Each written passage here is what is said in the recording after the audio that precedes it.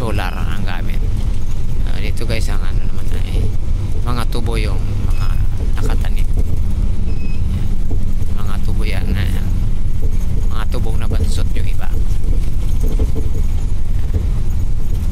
Kaya lahat ng kinakikita mo rito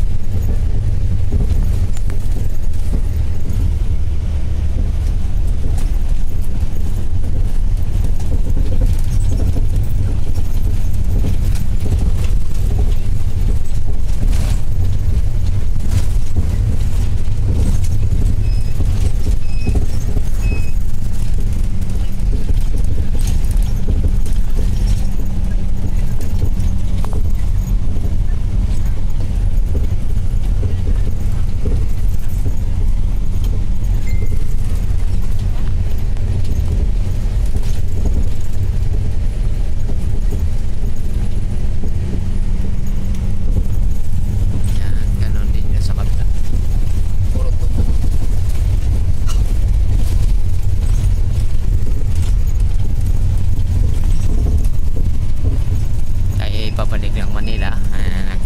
Nagbawas lang tayo, sumasakay tayo ng nagko-commute lang tayo, sakay tayo ng bus na Ceres Company. So umalis kami sa Dumaguete na alas 7:30. So ngayon tuloy-tuloy at